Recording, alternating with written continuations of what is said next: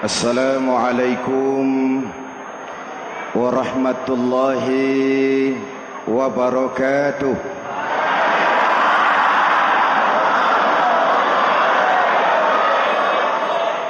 Alhamdulillahi rabbil alamin.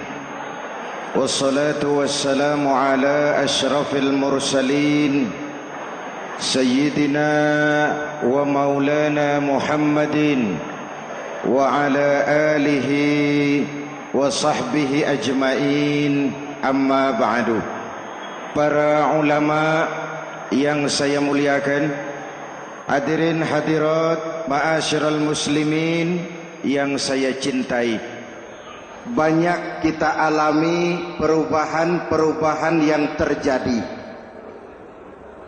baik perubahan yang menyangkut sosial budaya, lebih-lebih yang menyangkut sosial politik. Yang tidak banyak mengalami perubahan adalah sosial ekonomi. Bahkan angka kemiskinan kita naik menjadi 3/5 dari total penduduk kita hidup di bawah garis kemiskinan, dan 20% diantaranya miskin mutlak. Perubahan-perubahan yang terjadi menyadarkan kita kepada kebenaran Al-Quran ketika Allah menyatakan wa tilkal ayyamu nudawiluha bainan nas. Hari itu kami putar di antara manusia. Ada saat datang, ada waktu pergi. Ada hari lahir, ada saat kembali. Ada waktu dilantik, ada saat menyerahkan jabatan. Hari kami putar di antara manusia dan hidup cuma sekadar menunggu giliran. Soalnya kemudian di tengah perubahan-perubahan yang terjadi begitu cepat, what must we do now?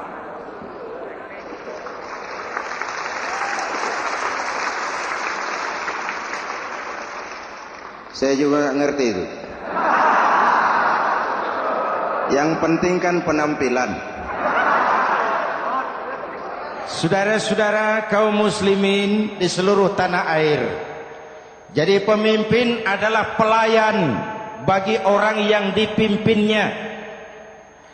Okelah, perbaikan ekonomi, pembukaan lapangan kerja baru kita serahkan kepada pemerintah, karena kita percaya mereka orang-orang terpilih belaka yang dipilih dengan kepercayaan akan mampu membawa rakyat keluar dari kesulitan. Amin. Tugas kita sekarang di zaman susah meluruskan akidah. Jangan sampai mbah dukun yang naik ke permukaan. Betul? Islam misinya yang pertama membebaskan manusia dari kemusyrikan. 13 tahun Rasul berjuang di Makkah, menanamkan akidah, meluruskan keyakinan, membentuk iman. 13 tahun membebaskan manusia dari belenggu kemusyrikan. 13 tahun menanamkan la ilaha illallah Muhammadur Rasul dengan seluruh konsekuensinya. Kalau saya yakin tidak ada Tuhan selain Allah, saya tidak akan minta tolong kecuali hanya kepada Allah. Saya tidak akan pernah takut kecuali hanya kepada Allah.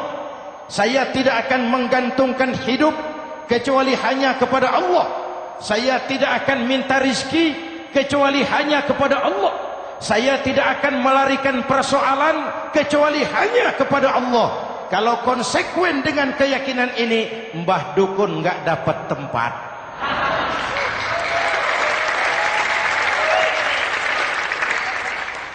Akur? Ayo lihat secara sederhana. Saya sandaran di tiang, tiangnya ambruk, sayanya jatuh.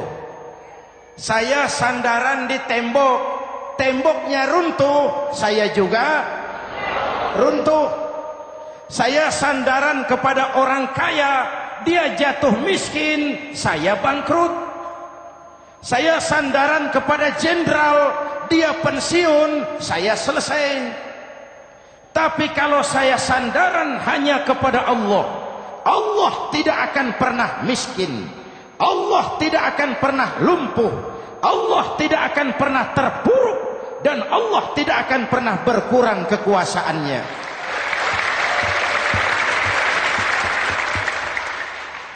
Maka umat Islam, sesulit apapun zaman yang kita hadapi, Allah juga tempat kita bersandar. Jelas? Selama ini kita iman dalam ucapan, tapi sekuler dalam perbuatan.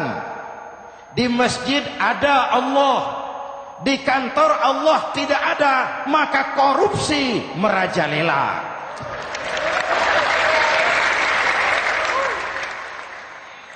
Di masjid ada Allah, di pasar Allah tidak ada, maka timbangan tetap curang. Kita iman dalam ucapan, tapi sekuler dalam perbuatan. Oleh karena itu, sesulit apapun zaman yang kita hadapi, iman jugalah pegangan kita. Allah juga tempat kita bersandar. Boleh zaman berubah, akidah jangan sampai goyah. Karena iman kita hidup, untuk iman kita berjuang, dan dalam iman kita ingin kembali menghadap Allah Subhanahu. Selama ini manusia Indonesia kita lebih banyak diisi otaknya, hati sering kosong, agama dangkal, akidah rapuh, moral rendah. Memang kemudian muncul banyak orang-orang pintar, cuma sayang tidak benar. Indonesia kita bangkrut, Indonesia kita terpuruk, Indonesia kita sakit parah kalau diurus orang yang cuma pintar tapi tidak benar. Kita perlu orang-orang pintar, tapi kita lebih perlu orang benar. Jelas? Kalau cuma pintar tapi tidak benar, itu yang sering saya sampaikan, nanti disuruh ngurus beras malah nimbun beras.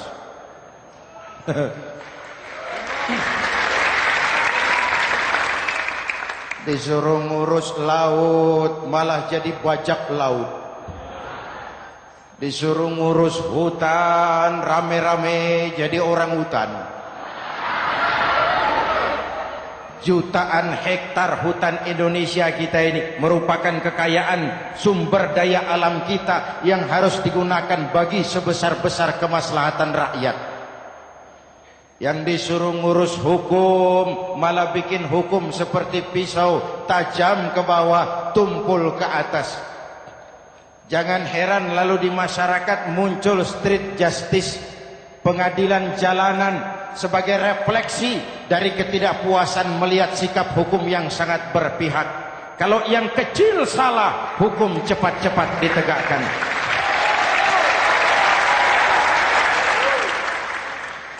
Lihat saja sekarang ini kalau orang terkenal banyak uang punya masalah, antri yang bela. Betul? Tapi saudara lihat si Marsinah di Jawa Timur, si Sengkon dan Karta di Jawa Barat, si Udin Bernas wartawan Jogja terseok-seok mencari keadilan, sampai hari ini urusannya masih remeng-remeng. Kenapa bisa begitu? Jawabannya sederhana, tidak ada fulus. Ada fulus mulus, tidak ada fulus manfus. Betul? Jangan sampai para penegak hukum kita terjebak pada lagu baru, maju tak gentar membela yang bayar. Biar bertentangan dengan nurani, biar bertentangan dengan public opini, biar bertentangan dengan rasa keadilan. Siapa yang bayar, itulah majikan. Mau benar atau salah, belain terus. Kalau seperti inilah hukum kita, mafioso keadilan akan tetap gentayangan. Hadirin yang saya hormati, 13 tahun beliau berjuang di Mekah, meluruskan keyakinan, memantapkan akidah, meneguhkan iman.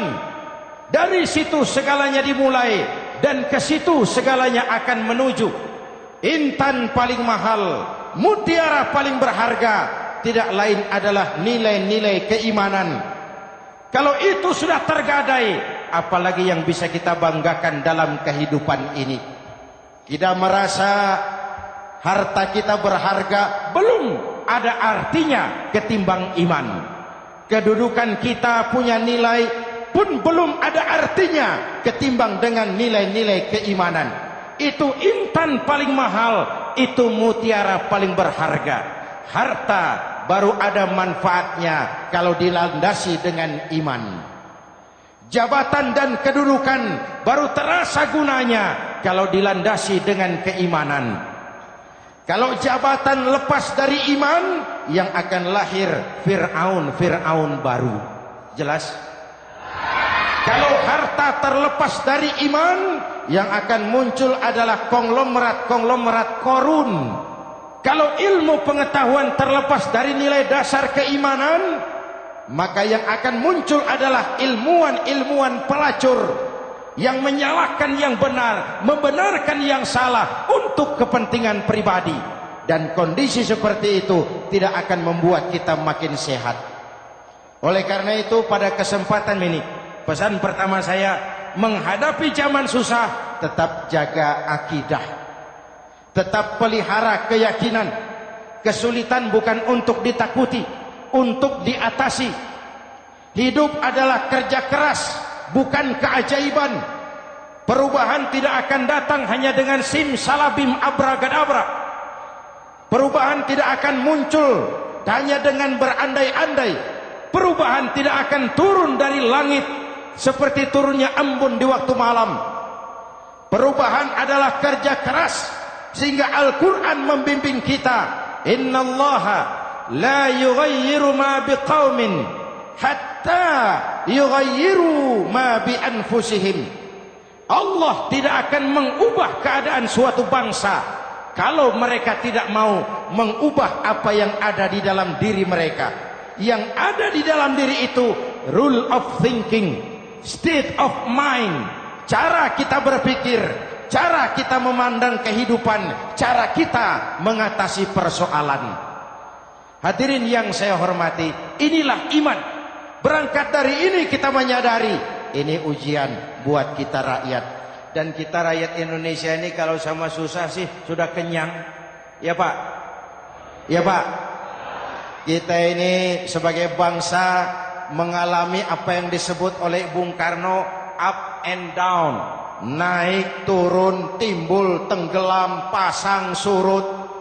350 tahun dijajah oleh Belanda, kita susah. Berangkat Belanda masuk Jepang, susah lagi. Pergi Jepang, datang nikah, susah lagi. Lalu kita merdeka, dirongrong oleh berbagai pemberontakan, susah lagi. Makan bulgur, antri minyak. Lalu PKI berontak, susah lagi. Muncul orde baru, lama-lama susah lagi. Orde baru selesai, naik reformasi, mulai repot nasi, susah lagi.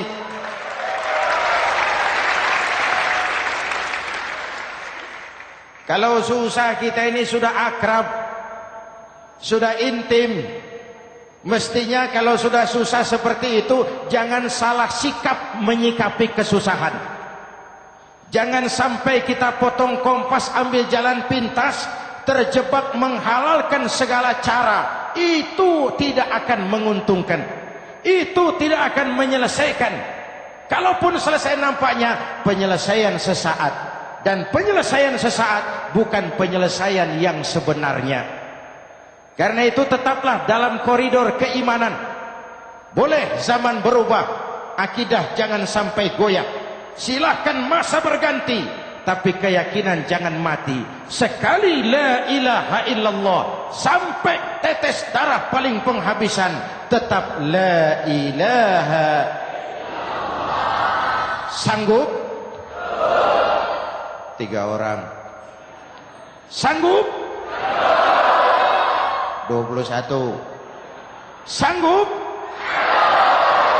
Kalau sanggup kita harus konsekuen.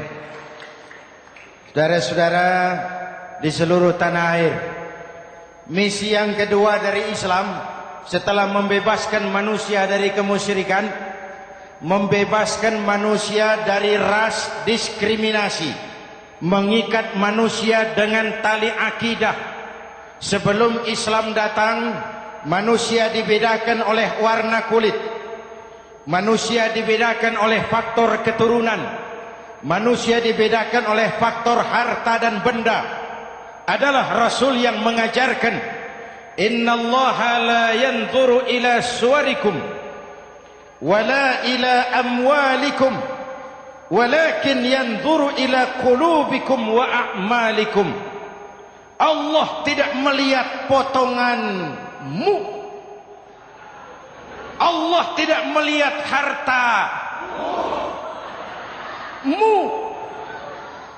Yang Allah lihat itu adalah hatimu dan amal perbuatanmu.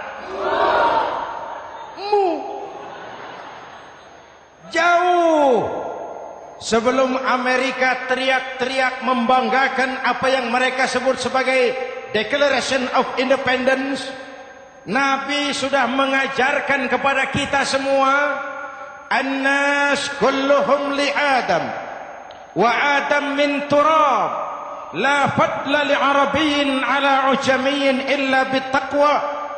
Seluruh manusia berasal dari Adam. Adam diciptakan dari tanah. Tidak ada kelebihan Arab dengan yang bukan Arab kecuali takwanya. Jauh sebelum Amerika mencanangkan bahwa semua manusia dilahirkan sama, that all men are created equal. Jauh sebelum itu Islam sudah membebaskan manusia dari ras diskriminasi. Apa dalam konteks kekinian? Menghadapi zaman susah tetap jaga kerukunan. Ya Pak? Ya Bu? Oi Bu? Menghadapi zaman susah tetap jaga kerukunan, baik antar umat seagama, antar umat beragama, maupun antar umat beragama dengan pemerintah. Menjaga kerukunan, jangan saling sikat sikut di antara kita. Sebab kalau sudah rukun, saya ajak berhitung, 1 ditambah 1 sama dengan, itu matematika namanya, hasilnya pasti. Tapi angka sosial hasilnya aneh. Saya ubah jadi angka sosial. Ayo kita berhitung lagi. 1 orang takut ditambah 1 orang takut sama dengan 2 orang setengah berani. Kenapa setengah berani? Karena sudah berdua. Tadi kan takut sendiri. Kalau sama-sama takut berkumpul jadi setengah berani. Kalau ditambah 1 orang takut lagi, 1 orang takut ditambah 1 orang takut ditambah 1 orang takut sama dengan 3 orang berani. Kenapa jadi berani? Karena sudah bertiga. Kita yang lemah, kita yang marginal, kita yang dikucilkan, bahkan kita yang dilecehkan, kalau mau rukun kita akan kuat dan tidak bakal dipermainkan orang.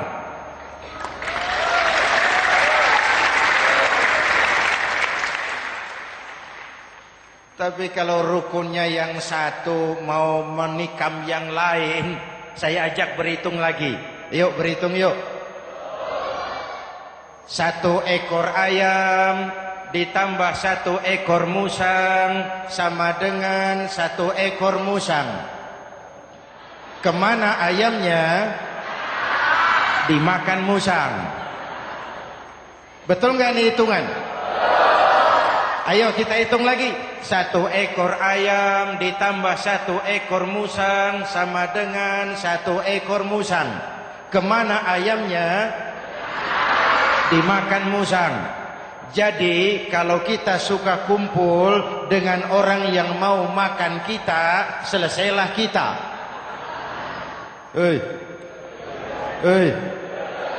Maka kalau merasa kita ini ayam, yuk kumpul sama-sama ayam, pulang ke kandang ayam.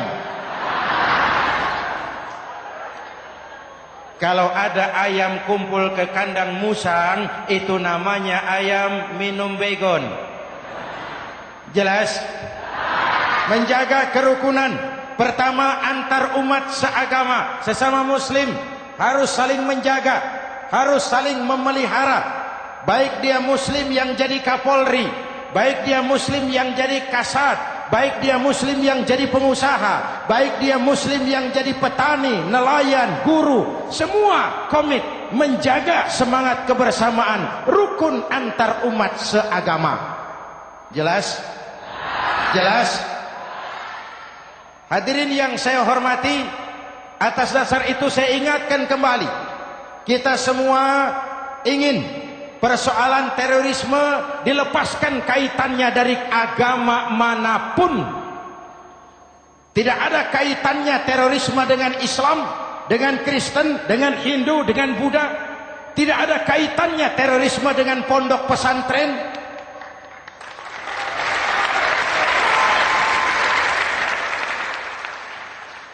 Jangan sampai pesantren jadi kambing hitam. Karena sejak zaman penjajahan, pesantren sudah terbukti memberikan kontribusi bagi perjuangan memerdekakan rakyat Indonesia. Rukun antar umat seagama. Yang kedua, rukun antar umat beragama. Islam ini rahmatan lil. Jangankan manusia walaupun berbeda agama, binatang saja dihormati. Ada hadis, fa iza zabahtum fa ahsinuz zibhata. Kalau kamu menyembelih hewan, sembelihlah dengan cara yang terbaik. Jangan menyembelih ayam dengan pisau tumpul. Itu namanya tidak berperi kebinatangan. Yang kecil lagi, saudara buka babul istinja. Makruh buang air kecil di tanah yang berlubang. Sebab apa? Pertama, menjaga kesehatan. Siapa tahu di lubang yang saudara buang air kecil itu ada gas beracun. Kalau tidak, melindungi binatang yang ada di dalam lubang. Siapa tahu di lubang yang saudara buang air kecil itu ada semut sedang rapat membahas terorisme. Apa dosanya lalu mati dikencingi? Ini namanya rahmatan lis semut. Binatang saja dilindungi. Maka perbedaan agama tidak harus menyebabkan kita bertolak belakang. Perbedaan agama bukan alasan untuk saling bermusuhan. Apalagi kita sudah menyadari tentang kemajemukan kita, tentang kebinekaan kita, tentang keragaman kita. Rukun antar umat beragama. Saling menghormati, saling menghargai, tapi tetap dalam batas lakum dinukum. Lalu rukun antar umat beragama dengan pemerintah. Hadirin yang saya hormati, yang benar kita dukung, yang salah kita perbaiki dan kita tegur menurut cara-cara yang diajarkan oleh agama kita. Dan sholat berjamaah, pendidikan bernegara yang paling bagus. Tadi kita sholat ada imam, ada makmum, betul? Makmum wajib ikut imam kalau imam benar sholatnya. Rakyat wajib ikut pemimpin kalau pemimpin benar mimpinnya. Masyarakat Islam ini loyal. Masyarakat Islam ini bukan pemberontak. Masyarakat Islam ini taat dan setia. Kapan? Kalau imamnya benar. Imam takbir, makmum. Imam ruku, makmum. Imam i'tidal, makmum. I'tidal. Imam sujud, makmum. Tapi kalau imam keliru, mestinya imam ruku malah sujud. Salah imam ini. Tegur. Siapa yang wajib negur? Makmum yang saf terdepan. Anggota DPR.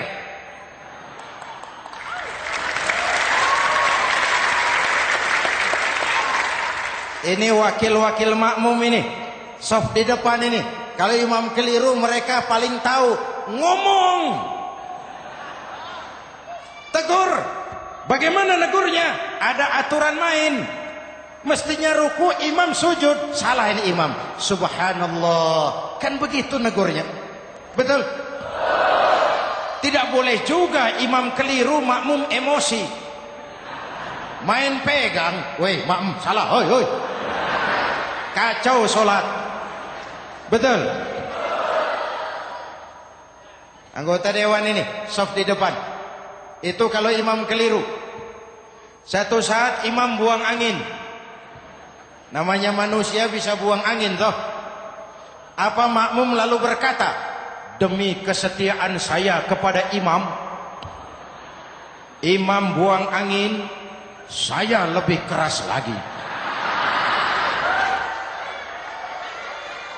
Itu namanya fanatisme buta, loyalitas yang goblok. Imam buang angin, minggir. Iyyaka na'budu wa iyyaka nasta'in. Sampai situ imam buang angin, minggir imam. Lalu saf yang di depan maju. Tidak usah bikin sholat baru, teruskan pekerjaan imam. Ihdinas siratal mustaqim. Teruskan. Kenapa? Kalau bikin sholat baru lagi, nanti buang angin lagi. Bikin lagi sholat. Kapan selesainya sholat? Kapan selesainya membangun negara ini? Yang penting imam tahu diri, buang angin, minggir.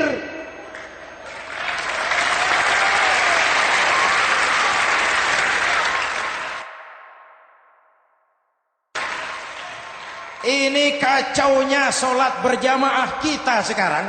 Kacaunya negeri kita sekarang. Banyak imam sudah buang angin, gengsi. Diam aja merasa nggak punya salah. Dikasih tahu sama makmum, imam tadi buang angin ya, malah jawab sedikit. Apa kalau sedikit lalu tidak batal sholat itu? Mekanisme kehidupan sosial yang diatur lewat tuntunan sholat berjamaah. Sehingga Nabi berpesan, kun imaman muta'an au ma'muman muti'an fala takun thalisan jazu'a. Kalau jadi pemimpin, jadilah pemimpin yang ditaati. Kalau jadi makmum, jadilah makmum yang mentaati. Jangan jadi golongan ketiga pemecah belah. Di depan tidak jalan, di belakang takut, ditaruh yang di tengah, di depan didorong, yang belakang ditendang. Ini namanya biang kerok. Saudara-saudara, dari uraian singkat ini saya ambil beberapa catatan pokok. Pertama, kalau ada intan paling mahal, kalau ada mutiara paling berharga dalam hidup kita, itu tidak lain adalah karena keyakinan. Hidup jadi indah, hidup jadi berharga, hidup jadi berarti kalau didasari atas sebuah keyakinan. Dan keyakinan itu tidak lain adalah nilai iman kita, akidah kita kepada Allah Subhanahu wa taala. Yang kedua, tetap menjaga kerukunan. Sesulit apapun zaman yang kita hadapi, kita tetap harus menjaga semangat kebersamaan. Kita harus tetap menjadi lem perekat yang menjaga keutuhan, baik sebagai bangsa maupun sebagai umat. Perbedaan adalah wajar, harus dihormati sebagai ciri kehidupan berdemokrasi. Tapi jangan perbedaan menjadi sebab kita bermusuhan, dan jangan perbedaan menyebabkan kita saling berpecah belah. Hormati perbedaan, jangan perbedaan dipandang sebagai permusuhan. Dengan akidah yang kuat dan kebersamaan yang kokoh, ayo kita hadapi kesulitan, kita atasi kesulitan, dan dengan kerja keras untuk menyongsong hari esok yang lebih pasti. Mari kita Fatihah, semoga Allah memelihara kita bangsa Indonesia. Ala hadhihi niyyah wa ila hadratin Nabi. Al-Fatihah.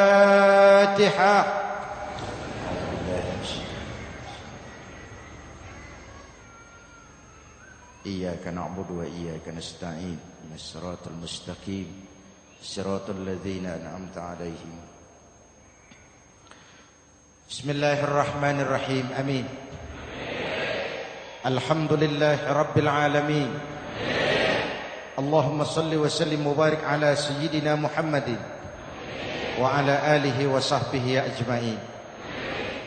Allahumma rabbana taqabbal minna salatana wa siyamana wa qiyamana wa takhassu'ana wa ta'abbudana wa tammim taksirana ya arhamar rahimin. Allahumma aslih man fi salahihi salahul muslimin. Allahumma ahlik man fi halakihi salahul muslimin. Allahumma rabbana la tu'akhizna in nasina aw akhtana. Rabbana wa la tahmil alaina isran kama hamaltahu ala alladhina min qablina. ربنا ولا تحملنا ما لا طاقة لنا به واعف عنا واغفر لنا وارحمنا أنت مولانا فانصرنا على القوم الكافرين. اللهم اجعلنا من السعداء المقبولين ولا تجعلنا من الأشقياء المردودين. أفضل ما قلته أنا والنبيون من قبلي لا إله إلا الله.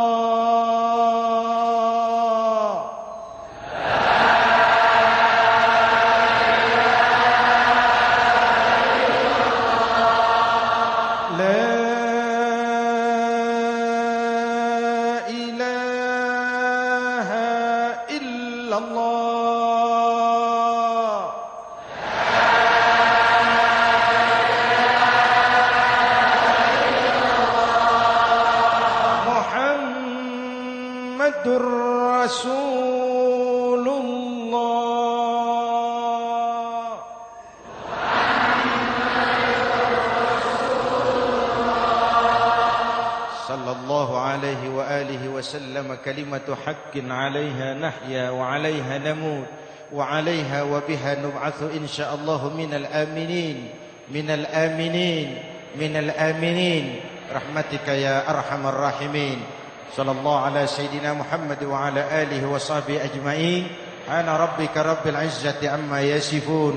سلام على المرسلين والحمد لله رب العالمين. Jumpa lagi di lain kesempatan insyaallah. Wassalamualaikum warahmatullahi wabarakatuh.